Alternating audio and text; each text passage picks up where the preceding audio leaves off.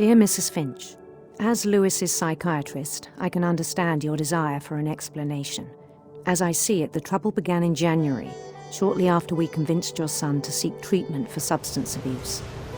Newly sober, I believe Lewis first noticed the monotony of his daily life.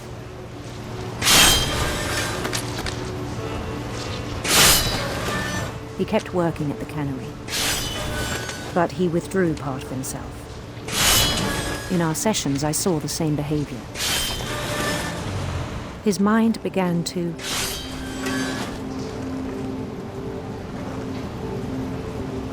wander.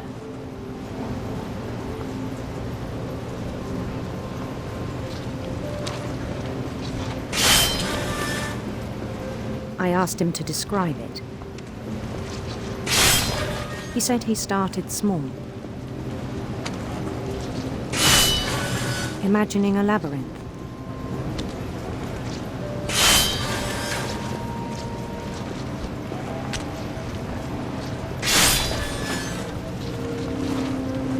He'd feel his way about.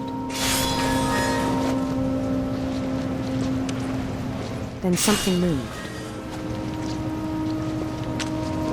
Bats and toads.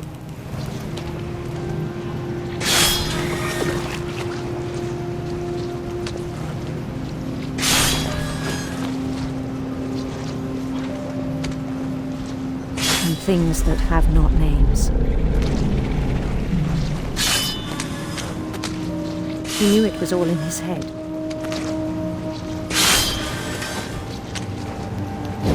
He took it very seriously. I had hoped he'd find himself.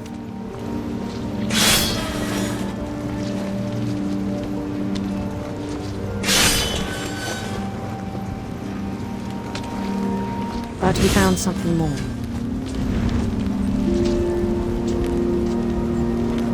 I worried about him then. Daydreaming at the cannery. I spoke with his boss. But he said Lewis had become a model employee. Methodical, tireless, focused. Like a whole new Lewis. So I let him go on.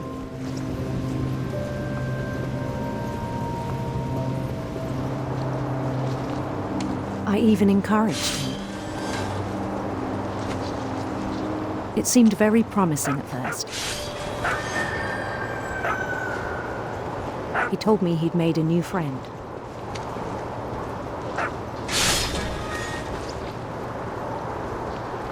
On the edge of a city he named Lewis-topia. He built the city up slowly, brick by brick. Then he made musicians.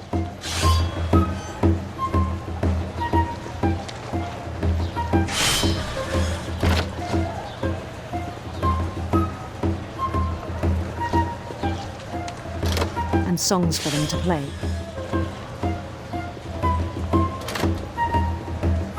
He talked about starting a band. And he was always humming something.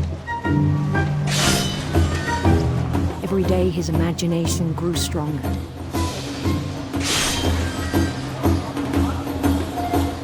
He no longer spoke at the cannery.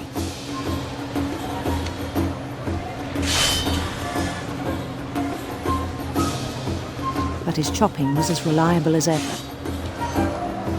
Then one day it struck him that all the cheering crowds, even the stones under his feet,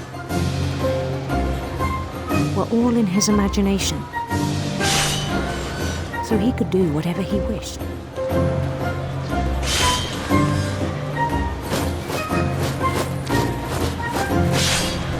He held an election for mayor.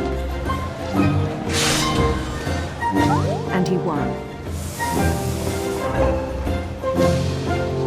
They begged him to stay, but his mind was already wandering. It became a game for him.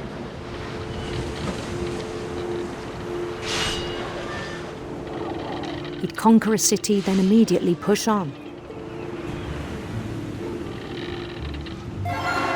New Louisville.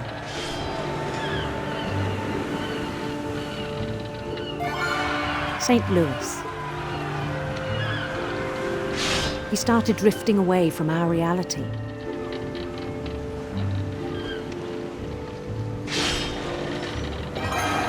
Minneapolis.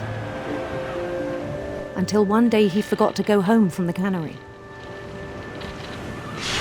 Even as his mother pleaded with him, part of Louis kept sailing on.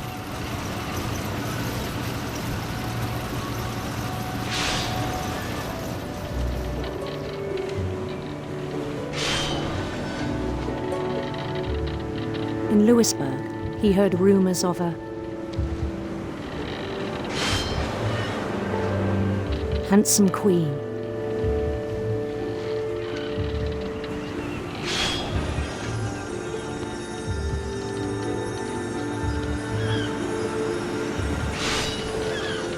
The queen was on her own quest for sinister serpents.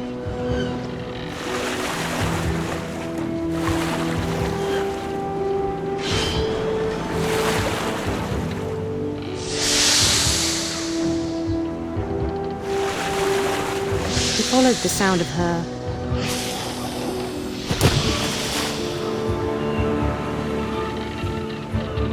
silver harp.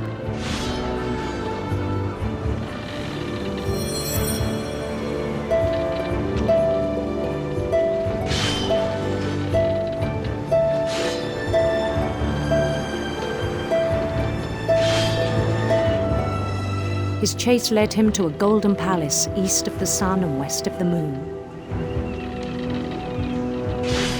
Even then, his logic remained sound. He knew the world was all in his imagination.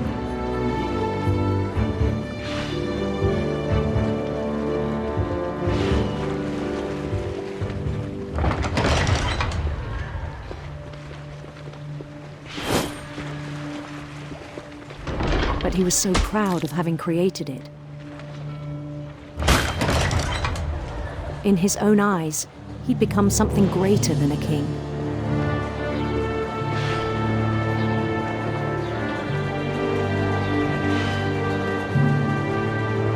For someone who'd never known success in the real world, I think it was overwhelming. And then it struck him that the real Louis was not the one chopping salmon, but the one climbing the steps of a golden palace.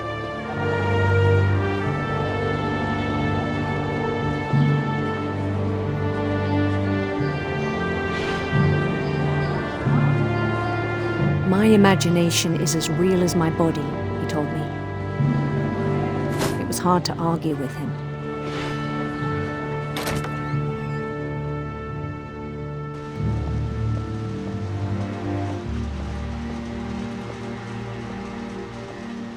He began to forget the world we know.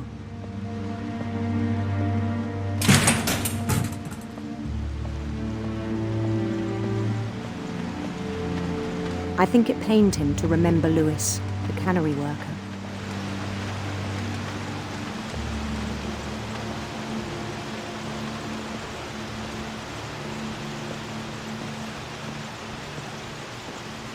He began to despise the man with a royal contempt.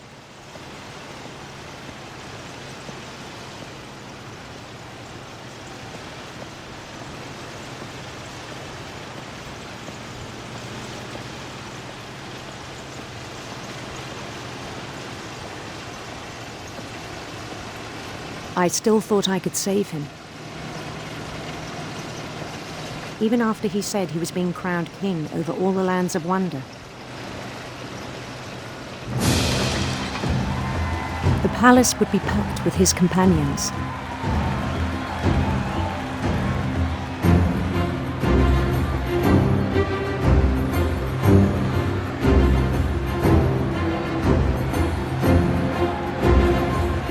Including the wise Calico who'd insisted on advising him.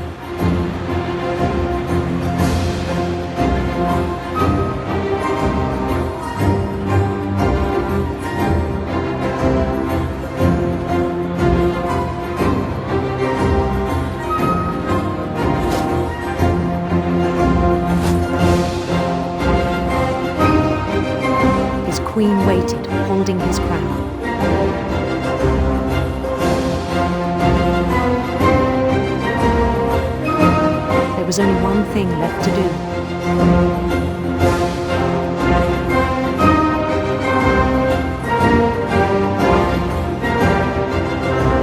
Bend down his head.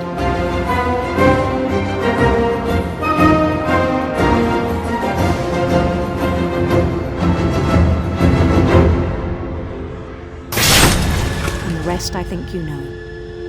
Mrs. Finch, your son was a kind man who will be missed by all of us who knew him.